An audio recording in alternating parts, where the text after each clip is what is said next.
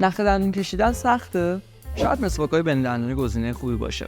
توی مطالعه نشون داده شده که استفاده همزمان از نخ دندون و مسواک‌های بین دندونی تو برداشت پلاک موثرترن. توی این ویدیو می‌خوایم راجع به مسواک‌های بین دندونی صحبت بکنیم که واسه آدمایی که حال ندارن نخ دندون بکشن گزینه خوبی میتونه باشه. با من همراه باشید.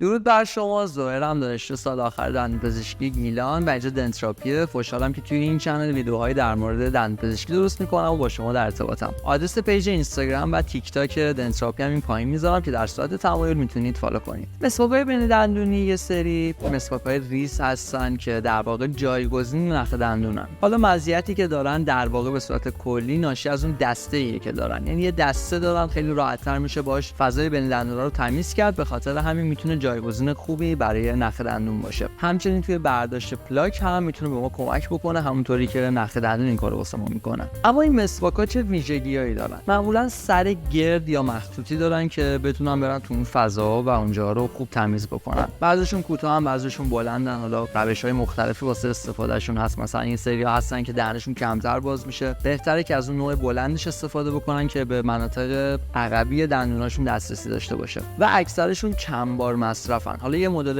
یه بار مصرفی هم دارن تو بازار، ولی خب از اونجایی که ما عاشق محیط زیستیم و الان خیلی دیگه جو حمایت از محیط زیست ترنده، ما پیشنهاد میکنیم که حتما از اون چند بار مصرفاش استفاده بکنین. البته اینکه چند بار مصرفش علاوه اقتصادی به صرفه تر هست هم بی‌تأثیر نیست. حالا اصلا چرا نخ دندون نه؟ چه نیازیه که حتما بریم مسواک بین دندونی بخریم؟ به خاطر اینکه نخ دندون اون دسته رو نداره، یه مقدار استفاده ازش تو دهان سخت‌تره و خب یه سری‌ها میتونن بهونه بیارن که چون سخت ما استفاده نمی‌کنیم. به خاطر همین قضیه و به خاطر مزایای دیگه‌ای که مسواک‌های بین دندونی نسبت به نخ دارن، استفاده از این مسواک واسه ما راحت‌تره. جالبه که بدونید طبق یک گزارش فقط 1/3 آمریکایی‌ها به صورت روزانه نخ دندون استفاده می‌کنن. یعنی توی کشور جهان اولی مثل امریکا از هر 3 نفر فقط 1 نفر نخ دندون استفاده میکنه که این آمار احتمالاً تو کشورهای جهان سوم به مراتب پایین‌تره. اما این مسواک‌ها چه مزایا و معایبی نسبت به نخ دندون دارن؟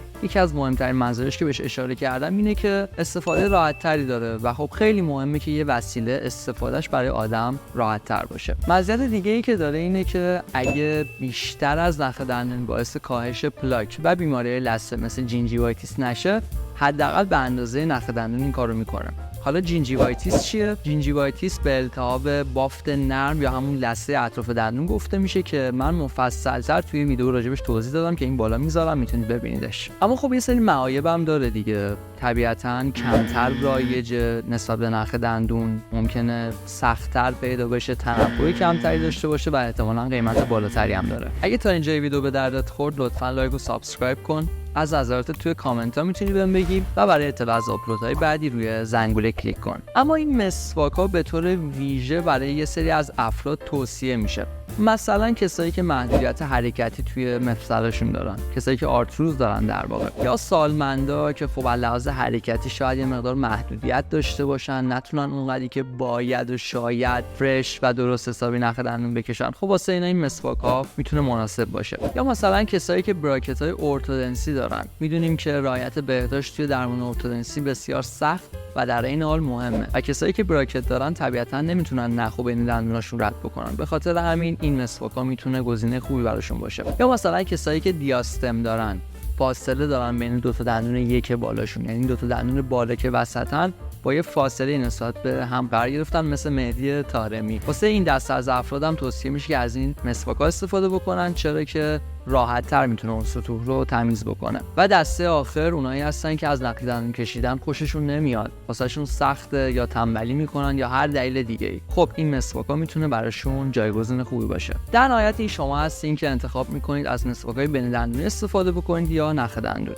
فقط بدونید و آگاه باشید که نخ دندون کشیدن اگه بیشتر از مسواک مهم نباشه کمتر نیستش. امیدوارم از دیدن این ویدیو لذت برده باشید و براتون مفید بوده باشه. اگر همینطوری بوده لطفاً لایک و سابسکرایب کنید. برای اطلاع از آپلودهای بعدی میتونید روی علامت زنگوله کلیک بکنید و اگه نظری، پیشنهادی، انتقادی یا هر حرف دیگه‌ای دارید میتونید توی بخش کامنت ها بهم بگید. من 2 تا ویدیو دیگه به شما پیشنهاد میکنم که در صورت تمایل میتونید ببینید. تا ویدیوهای بعدی، خدا نگهدار.